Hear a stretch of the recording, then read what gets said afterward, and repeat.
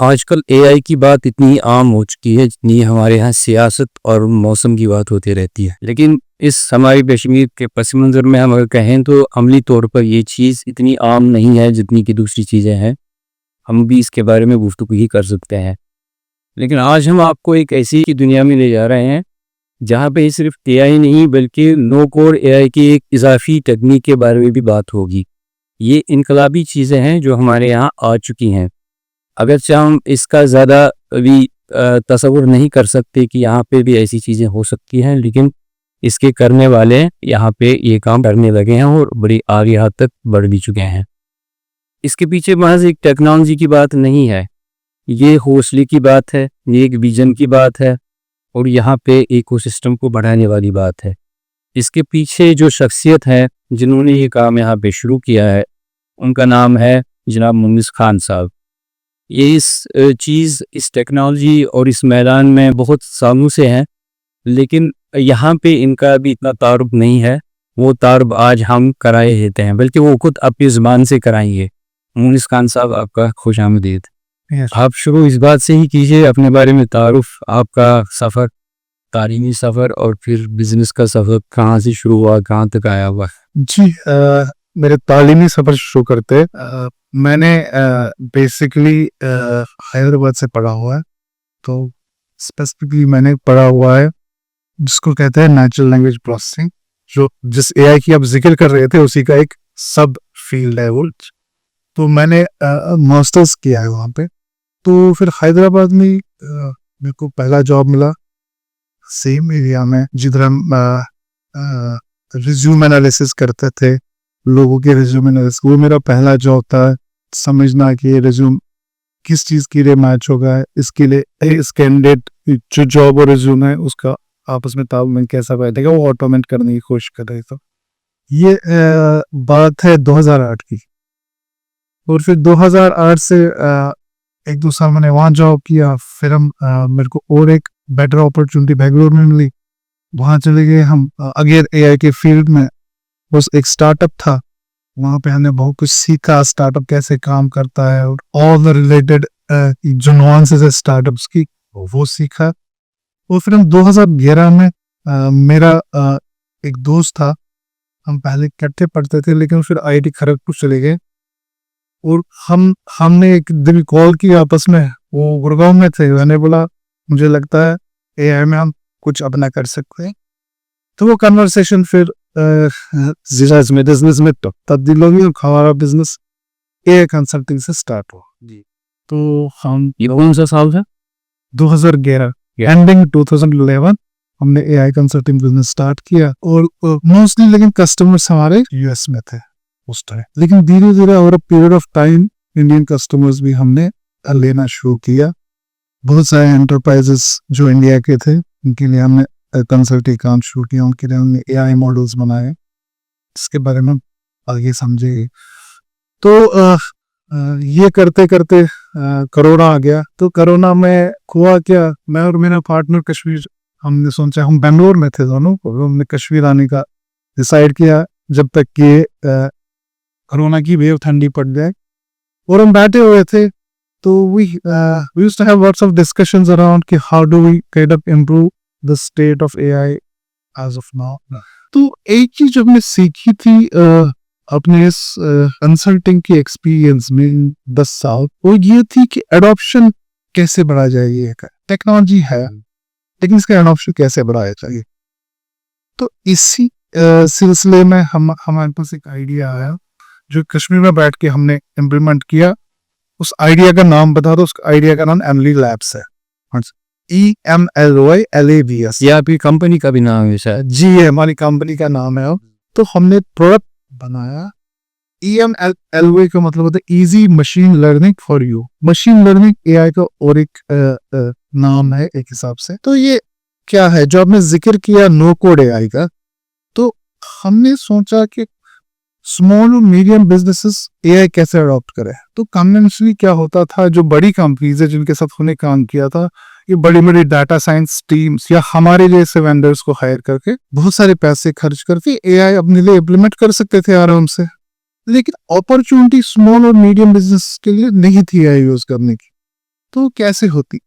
इस टेक्नोलॉजी का बैरियर हम नीचे लीजिएगा, कम करें, ताकि लोगों के लिए स्पेशलिस्ट लाना जरूरी ना बने। तो इसीलिए नो कोड एआई। पहले आप कोडिंग करवा के एआई के सिस्टम्स बनाते थे, अब हमने ऐसा सिस्टम बनाया जहां पे आप जैसे आप एक्सेल शीट यूज करोगे, स्प्रेडशीट यूज करोगे, वैसे आप एआई के मॉडल्स यूज कर सकते।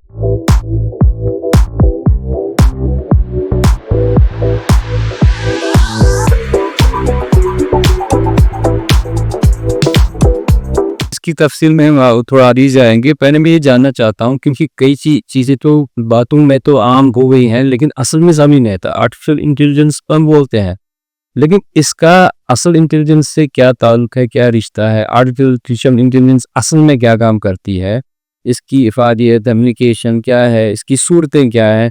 जब ये बात दिमाग में आ जाएगी, फिर हम आगे की स्टेप को समझेंगे कि इसको आप जब आम मुमकिन आम कर रहे हैं तो उसका क्या फ़ायदा है। जी, पहले तो वर्ड है इंटेलिजेंस। इसमें इंटेलिजेंस का मतलब है कि आप वैसा काम करे जो एक इंसान, जो ह्यूमन कर पाए, कंप्यूटर वो काम कर पाए। आर्टिफिशियल इसलिए है क्योंकि वो ह्यूमन नहीं कर रहा है, वो एक कंप्यूटर कर रहा है। तो ऐसे चीजें, ऐसे टास्क्स जो कंप्यूटर कर पाए exactly like a human, right? इसको, इस कैटेगरी ऑफ सॉफ्टवेयर को कहते हैं आर्टिफिशियल इंटेलिजेंस सॉफ्टवेयर। जैसे कि हम ह्यूमंस आम लाइफ में बहुत सारी चीजें करते हैं जो फॉर ग्रांटेड लेते हैं, जैसे कि आप डिसीजंस ले रहे हैं, राइट? मुझे कल अगर जाना है, मुझे छाता लेना है कि मैं जा सकता हूँ छाते के बगैर, तो मैं गेस करता हूँ कल बारिश गिरेगी नहीं गिरेगी, मैं ये प्रोसेस करता रहता हूँ, तो प्रेडिक्ट कर रहे हैं कुछ, राइट?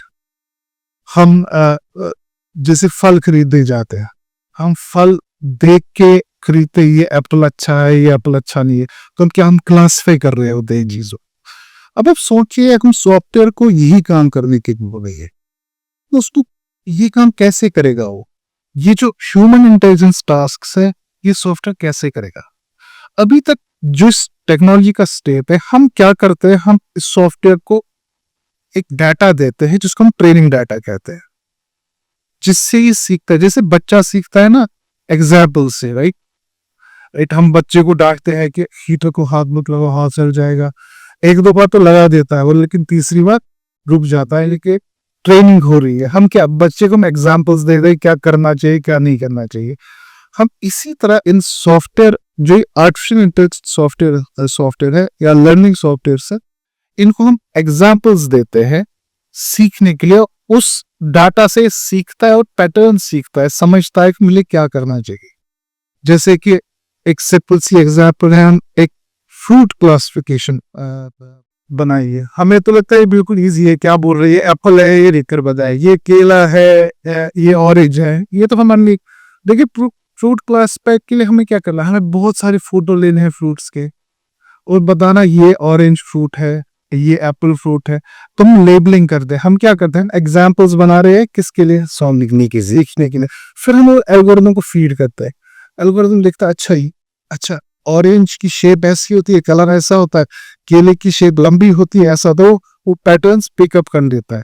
तो नेक्स्ट टाइम जब वो सॉफ्टवेयर को कोई फ्रूट दिखाएगा, ये बताएगा एप्पल है कि बनाना है। इसका मतलब ये है कि जब तक पीछे इसकी डेटा सपोर्ट में ठीक होगा, इन आर्टिफिशियल इंटेलिजेंस हमें कुछ नहीं कर पाएगी। तो उसको पहली डेटा देना है, खिलाना पिलाना है, तब जाके वो वापस हमें क्योंकि सीखेगा किस बेस पे, राइट? वो इम्पोर्टेंट है। 90% प्रॉब्लम डेटा है और इसी डाटा से वो सीखता है। इस टेक्निक को कहते हैं learning by exam. You give it examples and it will learn certain tasks. Is there any other method of machine learning other than giving it examples? So there is another method which is simpler, जो मैं को समझा, तो उसको कहते हैं reinforcement learning। आप जैसे कि आप एक बंदा है, उसको पता नहीं है मुझे लेट्स से यहाँ से लाल चौक जाना है, ठीक है, उसको रास्ता पता नहीं है। लेकिन जब वो लाल चौक के नजदीक जाता है, तब हम उसको रिवॉर्ड देते हैं, वेरी गुड तुम सही जा रहे हो। जो गलत तरफ जा रहा है, हम उसको बोलते हैं नहीं नहीं। तो हम उसकी जो उसका ऑब्जेक्टिव है लाल चौक जाना, वो जब सही स्टेप डायरेक्शन लेता है, हम उसको उस वक्त रिवॉर्ड करते हैं। ये भी एक हिसाब से लर्निंग में एग्जाम्पल है। और हम गलत डायरेक्शन पे जाएगा हम उसको पेनलाइज करते हैं, स्टॉप पे हम पेनलाइज। अब आप सोचिए एक रोबोट को आपने छोड़ दिया, बोलो जाओ रोल चुट, वो कैसे सीखे? तो वो भटकेगा 1 साल भटकेगा, लेकिन वो पहुंच जाएगा लॉल जो, उसको फिर पता चलेगा है कि ये रास्ता कौन सा है और उस पे हम उसको रिवॉर्ड देंगे।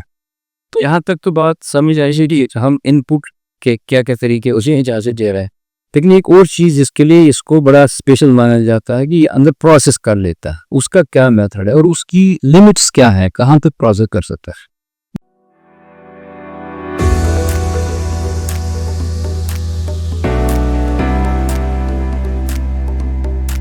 जी, ये अल्टीमेटली जैसे सॉफ्टवेयर, कोई भी सॉफ्टवेयर एल्गोरिथम्स है ये वैसे ही काम करते हैं। इनकी अब स्पेशलाइजेशन है, ये आपके डाटा को लेते हैं, उन डाटा से पैटर्न्स पढ़ते हैं, वो प्रोसेस करते हैं। अब जो कि देखिए कुछ प्रॉब्लम्स, कुछ लर्निंग प्रॉब्लम्स के लिए बहुत कम डाटा चाहिए तो कम प्रोसेस चाहिए, लेकिन आजकल जो नए जनरेटिव एआई एल्गोरिथम्स हैं उनको बहुत सारा डाटा चाहिए और वो प्रोसेसिंग के लिए कुछ स्पेशल इक्विपमेंट चाहिए, जैसे कि जीपीयूज चाहिए। तो ये आप समझिए जितना ज्यादा डाटा देंगे उतना ज्यादा पैटर्न से सीखेगा और उतना ज्यादा बेटर इंटेलिजेंस इसके पास जी, इसकी अभी तक हम इसकी बात करेंगे, उसके बाद हम आपकी यूनिक इस जो है अभी नो कोड की बात कर रहे हैं, तो कोड में और नो कोड में पहले फर्क समझाइए। लिक्स आपको वेबसाइट बनानी है, आप वेबसाइट बनाने के लिए आप 2 ऑप्शन है आपके पास। एक ऑप्शन है आपके पास एक सॉफ्टवेयर आता है वर्डप्रेस करके, वर्डप्रेस में हम ड्रैग एंड ड्रॉप करके चीजें बनाते हो, आपकी वेबसाइट बन जाती है। आपने कोई कोड नहीं लिखा, अब दोनों HTML, इसमें HTML चाहिए होता है, एक कोडिंग लैंग्वेज है, CSS चाहिए होता है, स्टाइलिंग लैंग्वेज है, जावास्क्रिप्ट चाहिए होता है, मतलब 2-3 किस्म की कोडिंग लैंग्वेज चाहिए। वो फेस नहीं करते हो अगर आपने नो कोड टूल यूज किया है, क्योंकि आपको पता नहीं है कोड कैसे लिखना है, राइट। लेकिन ड्रैग एंड ड्रॉप आप आराम से कर सकते हो। ऑन द अदर हैंड दूसरा ऑप्शन आपके पास ये है, आप एक प्रोग्रामर को हायर करोगे, उसको ये सारी लैंग्वेज आती होगी, ये सारी टेक्नोलॉजीज आती है, वो आपके लिए वेबसाइट बना देगा। अब देखिए डिफरेंस क्या है इधर। अब डिफरेंस हमने क्या किया, हमने टेक्नोलॉजी आप तक पहुंचाई, राइट। वो टेक्नोलॉजी कोडर के हाथ में थी जो कोडिंग टेक्नोलॉजी है। अब चूंकि जितना हम इस टेक्नोलॉजी को आम इंसान तक पहुंचाएंगे जो वो खुद कर सकता है, उतना उस टेक्नोलॉजी का एडॉप्शन बढ़ता है और उतना फायदा हो सकता है। अभी आप देखोगे अगर हर किसी को वेबसाइट बनाने के लिए कोडर चाहिए होते हैं तो बहुत सारा कॉस्ट होगा, क्योंकि आपको स्पेशलिस्ट को हायर करता है एज अपोज। अब आप वेबसाइट, और इसमें जो नो कोडिंग स्पेशलिस्ट भी है ना, उनको ज्यादा टेक्नोलॉजी सीखने की जरूरत नहीं है, right. So you can have a professional ready with in 6 months जो नो कोड टेक्नोलॉजी यूज करेगा, राइट, रादर देन उसको 3-4 साल कोडिंग सिखाओगे। सो इससे सिस्टमिक एजिलिटी और स्पीड भी बढ़ती है ना, एडॉप्शन। इसको मैं कह सकूंगा कि ये एक पैराडाइम शिफ्ट है, क्योंकि इसका एक कमर्शियल एंगल है ना, कि जब आप एक टेक्नीशियन का काम एक आम आदमी के हाथ तक भी लेके आ रहे हैं तो ये शिफ्ट ही हो गया कि अब तो बहुत सारे लोग इसमें अपना काम है। मैं इंटरेस्टिंग एग्जांपल इसके लिए देता हूँ लोगों को। मैं कहता हूँ लेट्स से क्या उसको कहते हैं, हमने 100 जहाज बनाए लेकिन चलाने वाले 10 है, उन बाकी 90 जहाजों का क्या फायदा है, राइट। अगर हम इन जहाजों को इतना इजी बनाए ताकि आम इंसान ही चला पाए तो 100 के 100 जहाज उड़ सकते हैं, राइट। सही बात, राइट। और दूसरी बात मैं इसमें ये ऐड करना चाहता हूँ, आप कोई भी चीज अचीव करने के लिए आप क्यों रिइन्वेंट द व्हील करते हो, आपको फ्रॉम द स्क्रैच क्यों कोई चीज बनानी है। अगर आपको गाड़ी अपने बिजनेस के लिए चाहिए, अब थोड़ी ना ऑटोमोबाइल इंजीनियरिंग सीखोगे, अब ड्राइविंग सीखोगे कि यूज कैसे करनी है चीजें। तो नो कोड आपको एप्लीकेशन लेवल की फ्लेक्सिबिलिटी देता है। You don't have to reinvent the wheel. हर कोई सिस्टम आप सिरे से थोड़ी ना बनाना शुरू करोगे। तो नो कोड टेक्नोलॉजी का यही मकसद है, आपके पास ऑलरेडी सिस्टम्स बने हुए हैं और उन सिस्टम्स के ऊपर हमने आपको इन सिस्टम्स को अपने लिए अडॉप्ट करने के लिए बहुत ही इजी इंटरफेस दिया है। आपकी website developer no coding use होती है, एआई में हम कोशिश कर रहे हैं नो कोडिंग यूज करने के लिए। बहुत सारे एरियाज जो सॉफ्टवेयर में है अब वो शिफ्ट हो रहे हैं नो कोडिंग टेक्नोलॉजी। ये हम बोल सकते हैं कि अगला स्टेप है एआई का, एक एडवांसमेंट है। देखिए अगला स्टेप हर किसी सॉफ्टवेयर सिस्टम का होना चाहिए। सो बड़ा ही इंपॉर्टेंट है, अगर आप एडॉप्शन बढ़ाना चाहते हो, अफोर्डेबिलिटी बढ़ाना चाहते हो स्मॉल मीडियम बिजनेसेस के, तो ये बड़ा इंपॉर्टेंट है कि आप टेक्नोलॉजी का जो बैरियर्स है ना वो कम कर ताकि और ज्यादा से ज्यादा लोग उस टेक्नोलॉजी को यूज कर पाए। इस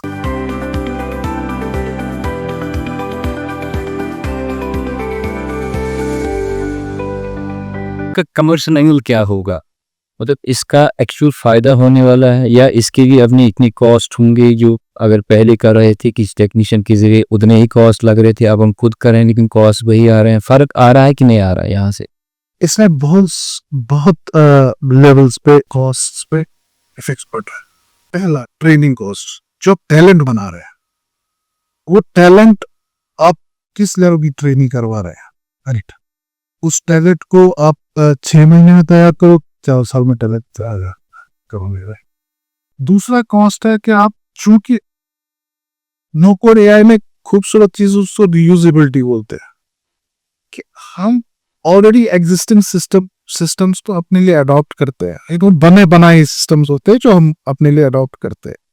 तो उसमें होता क्या है, आपके लिए सॉफ्टवेयर स्क्रैच से बनाने की जरूरत नहीं है। जिस चीज को आपको 6 महीने लगेंगे, अब आप वही चीज 1 महीने में या 2 हफ्तों में भी कर सकते हैं, ठीक है? तो आपका टाइम बच गया, क्योंकि 6 महीने में आपको उतने सारे लोग लगते, उतना सारा टैलेंट लगता है आपको, उसका भी कॉस्ट बच गया। तो आप गो टू मार्केट आपका फास्ट हो गया। अब जल्द से जल्द अपनी वेबसाइट बना रही हो, अपना एआई मॉडल बनाना हो, जल्द से जल्द अपने बिजनेस के लिए इस्तेमाल करना शुरू करेगी, राइट? तो आप टैलेंट क्रिएट करने का कॉस्ट कम करते हैं। अब गो टू मार्केट आपका बिल्कुल स्पीड अप आ जाता है, राइट? और इसमें जो आपको फ्रॉम स्क्रैच बनाने और नो कोड बनाने में कम से कम 10 गुना कॉस्ट भी फर्क होती है। और ये सिस्टम्स ऑलरेडी बने हुए बहुत सारे लोगों ने इस्तेमाल किए होते हैं कि टेस्टेड होते हैं। जो आप नया सिस्टम बनाते हो सॉफ्टवेयर में बग्स आ जाते हैं, बहुत सारी चीजें होते हैं, बहुत सारे मसले। आपकी कंपनी का यूएसपी यही है, यूनिक सेलिंग प्रपोजल। हमारी कंपनी का मकसद है कि एआई ज्यादा से ज्यादा लोगों तक पहुंचे, राइट? उसके लिए हमने क्या किया, एआई को हमने नो कोड फैशन में लोगों को अवेलेबल करवाया है कि आप भी अगर आए तो एक चैटबॉट बना सकते हैं विद योर बैकग्राउंड, राइट? देखिए और एक चीज एआई में ये है, चूंकि एआई आपके लिए डिसीजंस लेगा, आपके बिजनेस को उसको समझना जरूरी है कि आपका बिजनेस कैसे चलेगा। वो प्रोग्रामर नहीं समझता है, वो आप समझोगे क्योंकि आप अपने एरिया के एक्सपर्ट हो। जब मैं वो टूल आपके हाथ में दूंगा, आप एआई को बेटर यूज कर सकते हैं, ठीक है? लेकिन आपको आपके हाथ में कैसे वो टूल दूंगा जब तक मैं उस टूल को आपकी लैंग्वेज में न ले आओ, इजी न कर दो आपसे। इससे प्रेडिक्शंस का भी मॉडल बनता है कि बिजनेस प्रोजेक्शंस की जाएंगी, प्रेडिक्शंस की जाएगी, चीज होता है। तो एआई में बहुत सारी चीजें होती है, बहुत सारे टास्क होते हैं एआई में। एक तो आपका जो आजकल जो सबसे पॉपुलर है जिसको जनरेशन कहते हैं, जैसे कि आपका टूल्स है, चैट जीपीटी है, आपका जेमिनी है, आपको क्लाउड है। इसमें क्या होता है, आप उससे सवाल पूछते हैं, वो जवाब देता है, वो आप उसके साथ बहुत सारी ब्रेनस्टॉर्मिंग करते हो, आप उसको कुछ रेसिपीज बनाने के लिए बोलते हो, राइट? तो ये जनरेट करता है आपके लिए चीजें। तो ये एक एस्पेक्ट है, ये एक टास्क है, ये हम भी करते हैं एज अ ह्यूमंस। बातें कर रहा हूँ मैं आपके साथ, आप कुछ पूछ रहे हो, आप मेरे को प्रॉम्प्ट दे रहे हो, मैं आपको जवाब दे रहा हूँ, मैं उसको जनरेट कर रहा हूँ आपके लिए। तो ये लैंग्वेज जनरेशन एक एस्पेक्ट है, ये होता है। इसी में इमेज जनरेशन भी आता है, अब प्रॉम्प्ट देते हैं कि मेरे को ये इमेज चाहिए तो क्रिएट कर देता। दूसरा एस्पेक्ट जो आपने मेंशन किया प्रेडिक्शन का, वो और एक कैटेगरी है एआई की जहां पे हम फोरकास्टिंग करते हैं। फोरकास्टिंग वैसे करते हैं जैसे कि आपका बिजनेस चल रहा है, 10 साल का डाटा है आपके पास, वो डाटा हम उसको देंगे तो वो बताएगा अगले साल आपकी सेल क्या होगी, आप डिमांड क्या होगी, तो उसको प्रेडिक्टिव एआई कहते हैं। तो उसमें ये काम आता है डिमांड प्लानिंग के लिए, लॉजिस्टिक एनालिसिस के लिए। बिजनेस को जितनी फ्यूचर पे नजर हो उतना अच्छा बेहतर होता है। तो ये बहुत क्रिटिकल है। लेकिन आजकल जनरेटिव एआई बहुत सारे लोग होते हैं, लेकिन इसके प्रेडिक्टिव एआई और जनरेटिव एआई इक्वली इम्पोर्टेंट है। ओके, मुझे साथ में बताइए, टेक्नोलॉजी का ही एक सवाल और है कि हमारे पास अभी जैसे कई सारे ऐप्स हैं जो थोड़े थोड़े काम करते रहते हैं, और जो नई बात आजकल चल रही एआई एजेंट्स की, जी तो उनका और इस नो कोड का कोई मुमासलत है, कोई ताल्लुक है, क्या चीज़ है? जी नो कोड ये चीजें बनाने का एक तरीका है, एक अप्रोच है, ठीक है। आप या तो कोड से एआई बनाओगे या नो कोड से एआई बनाओगे, राइट। लेकिन मैं एआई एजेंट पे जाना चाहता हूँ। एआई एजेंट है क्या चीज? एआई एजेंट, आप सोचिए, आप हायर करोगे किसी को अपने चिट्ठियां सॉर्ट करने के लिए, राइट। आपके पास हजारों चिट्ठियां आ रही है और हम किसी बंदे को बैठाओगे और बोलोगे ये जो चिट्ठी आ रही है मेरी ऑफिस में, ये अप्रोप्रिएट डिपार्टमेंट और अप्रोप्रिएट पर्सन के बंदे के पास आप पोर्शन चेक। अब आजकल ईमेल होते हैं, राइट। अब आप हायर कर लो एक एजेंट को, आप उसको बोलोगे ये आपका काम है, ये जो ईमेल आएगा ये अप्रोप्रिएट पर्सन तक पहुंचना चाहिए। तो एजेंट को उसके लिए क्या करना, तो ईमेल को एनालिसिस करना है, सोचना सेल्स के लिए ईमेल है, ये सपोर्ट के लिए ईमेल है, राइट, या इन्वेस्टमेंट के लिए ईमेल है। उस बेसिस पर वो पहले सिलेक्ट करेगा किस डिपार्टमेंट पे जाएगा, फिर उसके बाद देखेगा उस डिपार्टमेंट में कौन से बंदे हैं, उनके प्रोफाइल्स क्या है, कौन इस ईमेल को बेहतर तरीके से हैंडल कर सकता है। आप सोचिए ये ऑटोनॉमस एंटिटी है आपके बिजनेस के लिए, जिसको आपने एक सबसे हायर किया है, ये काम दिया है कि आप मेरे ईमेल को सॉर्ट करो। उसकी jurisdiction हमने बनाया मतलब इसी तरह जैसे किसी का ई कॉमर्स बिजनेस हमारे बहुत सारे हैं कश्मीर में, राइट, जो लोग एड टू कार्ट करते हैं लेकिन फिर खरीदते नहीं है। हम एक एजेंट को हायर करेंगे, वो क्या करेगा, वो बोलेगा अच्छा इसने कार्ड को ड्रॉप किया, ये नहीं आ रहा, मैं उसको ईमेल लिखता हूँ, करना है ईमेल लिख के उसको डिस्काउंट, शायद डिस्काउंट ऑफर दूं या पूछूं कि क्या हुआ, राइट। सही है, there are tons of things, help him, support that person customer. तो ये ऑटोनॉमी एआई को जब हम देते हैं उस टाइप के एआई को हम कहते हैं एआई एजेंट्स। जनरली जब आप चैट जीपीटी के साथ या जननी के साथ बात करते हैं, आप क्या करते हैं, आप उसको पूछते हो, ज्यादा रिएक्टिव होता है, वो सवाल भी जवाब सवाल पे जवाब देता है, वो कोई डिसीजन नहीं देता है। जब इसी एआई को छोड़ देते हैं, right, as an independent entity area of business, ये आपके लिए कुछ काम कर सकता है। और आप सोचिए आप बहुत कुछ कर सकते हैं सी, और बहुत सारे छोटे छोटे एआई एजेंट्स हमारे बिजनेसेस में हमारे लिए काम करते रहते। अब हम आपकी कंपनी की बात करते हैं जो यहाँ पे आप अभी काम कर रहे हैं, उसमें आप ये बताइए, पहले बाहर के बिना काम होता रहा, आपकी ग्रोथ बीच में हमारा फिर कौन सा है जिसको आप कैटर कर रहे हैं आजकल? जी, जैसे वाले कलास के हमारे बिजनेस के दो एस्पेक्ट, एक तो जो पहले था एआई कंसल्टिंग कर है, इससे हमने कोर कस्टमर बेस वो बनाई है। तो हमारा रीच इंग्लिश स्पीकिंग कंट्रीज है, आपका यूएस है, यूके है जी, कुछ कनाडा है, और फिर इंडिया, जहाँ पे हमने एआई कंसल्टेशन का बिजनेस स्प्रेड आउट किया। जो नया बिजनेस जो हमने स्टार्ट किया था, जो कि MD labs Newport AI product है, इसको हम अभी टारगेटेड मार्केट हमारा यूएस है, राइट। ये इसका जो हमारा सेलिंग अप्रोच है वो SaaS बेस्ड है, SaaS सॉफ्टवेयर सर्विस अप्रोच है, जहाँ से लोग आते हैं, देखते हैं, इसको ट्राई करते हैं, वैल्यू समझते हैं। तो ये थोड़ा मॉडर्न तरीका है सॉफ्टवेयर बेचने का। तो ये SaaS अप्रोच से अभी हम यूएस मार्केट को ट्राई कर रहे हैं। लेकिन हमने इंडिया में जो हमारी एग्जिस्टिंग कस्टमर बेस है, उनको हम अप्रोच कर रहे हैं कि आप इस टेक्नोलॉजी को अडॉप्ट करो, और उसमें से कुछ कस्टमर्स को हमने कन्वर्ट किया। लेकिन चूंकि अभी नया है, वो फाइट हमारी चल रही है। तो इंशाल्लाह ग्लोबल आइडिया तो पूरा ग्लोबली है। एआई का क्या हुआ कि ये एक हॉरिजॉन्टल चीज बन गई। पहले एआई एक स्पेशलाइज आपके आईटी डिपार्टमेंट एक अलग चीज थी, लेकिन अब एआई हॉरिजॉन्टली हर किसी चीज को टच कर रही है। आपके ईमेल में भी एआई है, आपके पेरोल में भी एआई है, आपके हर किसी जगह एआई, आपके ईआरपी में एआई है। तो हम उम्मीद करते हैं कि इसका एडॉप्शन स्मॉल और मीडियम बिजनेस ज्यादा से ज्यादा करें, और उसी के लिए हम क्या उसको कहते हैं, जितना ज्यादा स्प्रेड कर सके। और उम्मीद है कि मतलब आप यहाँ हैक करिए इस चीज। तो इसीलिए मैं यहाँ की बात पूछने लगा हूँ कि यहाँ की इकोसिस्टम में आप, क्योंकि यहाँ से आप ऑपरेट करेंगे तो आपकी ग्लोबल रीच है, लोकल मार्केट में आपने आने की कोशिश की है, और की है तो फिर यहाँ की रिएक्शन अभी तो क्या रिजल्ट आया? जी, अभी एक्टिवली हम आउटरीच नहीं किया हमने लोकल मार्केट में, लेकिन हमारे पास एक दो बिजनेसेस है जो ऑलरेडी हमारी टेक्नोलॉजी यूज कर रहे हैं। वो शुक्र खुदा का उनको उस चीज से बहुत अच्छे नतीजे निकल रहे हैं। चैटबॉट जो मैंने मेंशन किया, जनरेटिव एआई टेक्नोलॉजी, इन्हीं बात को इसमें ऐड करना चाहता हूँ। क्या कहते हैं, हमें उनके साथ बैठना पड़ा और समझना पड़ा कि क्या उनके लिए कैसे फायदेमंद हो ये। बहुत सारे लोग हमारे पास आते हैं, बोलते हैं हमें भी एआई चाहिए, लेकिन एक इम्पोर्टेंट चीज है इसका, ये आपके लिए क्या वैल्यू देती है वो इवेलुएट करना पहले बहुत ही इम्पोर्टेंट है। तो कश्मीर में मैं समझता हूँ कि बहुत सारी अपॉर्चुनिटीज है एआई यूज करने, लेकिन हमें ये समझना है कि इसका वैल्यू उस बिजनेस के लिए कैसे आ सकता है एआई के, न कि जस्ट अब एज ए ट्रेंड इसको यूज कर रहे हैं।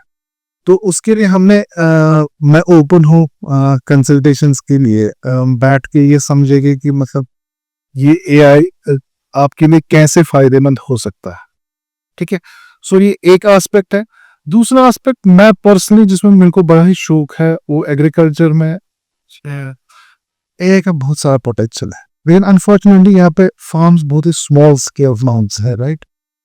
And I have recently heard one of your dogs जिसमें इंटीग्रेटेड एग्रो का आपने कॉन्सेप्ट निकाला है। अगर हम लार्ज स्केल फार्म्स यूज करें, उसमें ये टेक्नोलॉजी बहुत ही फायदेमंद हो सकती है, बहुत ही प्रोडक्टिव बन सकती है। टूरिज्म में हमारे जो कस्टमर जो हमारी टेक्नोलॉजी यूज कर रहा है, टूरिज्म में बहुत ही ज्यादा पोटेंशियल है, राइट। आप कस्टमर्स को कैसे बेहतर तरीके से गेपर करें, आप डिमांड कैसे बेहतर मैनेज करें, ये यूज हो सकता है। ये बताइए, कस्टमर तो आपने वर्ल्ड वाइड देखे हैं, हमारे रिसर्च के, यूरोप के, यहाँ के। अब यहाँ की जो लोकल कस्टमर है, मुझे लगता है कि एटीट्यूड तो लगभग सब कस्टमर्स का, बिजनेसमैन का एक जैसा ही होता है। They would like to have value against money respect, ये सब का बेसिक फंडा तो यही है। तो बताइए, ये जो यहाँ के कस्टमर आप अभी देख रहे हैं, उनको कैसे समझ आ रहा है कि इसमें क्या कॉस्ट बेनिफिट एनालिसिस उनकी हो रही है, वो यूज़ करेंगे तो वैल्यूएशन कितनी बढ़ेगी, क्या उनकी सेल्स बढ़ेंगी, उसमें आप कितनी स्ट्रगल कर रहे हैं अगर आपने इंटरेक्शन की हो? जी, पहली बात तो ये कस्टमर वही सही डायरेक्शन में है, क्योंकि जब तक वैल्यू नहीं होगा तो कोई भी टेक्नोलॉजी अडॉप्ट करने का कोई फायदा नहीं उनके भी।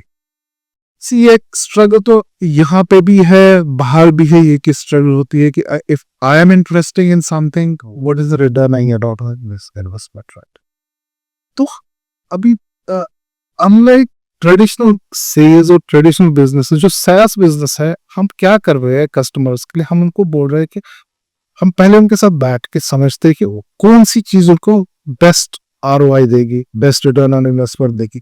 वो प्रॉब्लम अगर सॉल्व करते हैं तो उसके बाद उनको बोलते हैं कि अब इसको 1 महीना ट्राई पीरियड के लिए ट्राई करो, और आप देखो कि जैसे एआई क्लेम कर रहा है इतना फायदा देगा, क्या ये फायदा आ रहा है।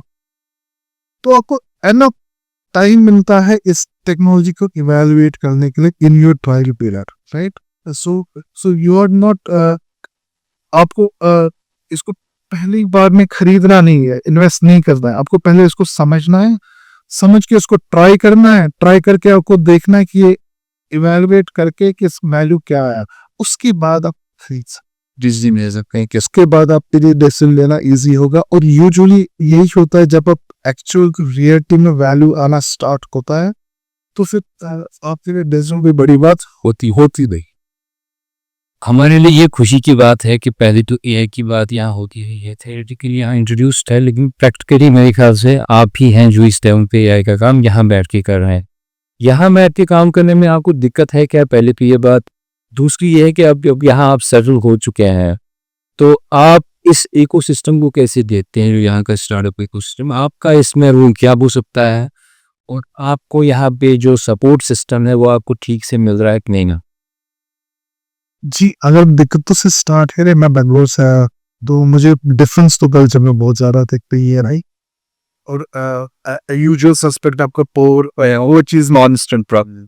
बट अल्हम्दुलिल्लाह लोग जिनके साथ इंटरेक्ट कर रहे हो, जो टीम हमने बनाई है, हमें क्या चाहिए, हमें लोग चाहिए और वो बहुत अच्छी तरह एंथुसियास्टिक लोग हैं, और जिस एरिया में हम काम कर रहे हैं तो एक्साइटेड है लोग। तो आफ्टर कोरोना वी डिसाइडेड कि हम इधर से ही काम करते, दो कि हमारा ऑफिस बेंगलोर में भी एक, तो हमने सोचा, जो फाउंडिंग टीम है उसने सोचा कि हम इधर ही बैठेंगे इधर के।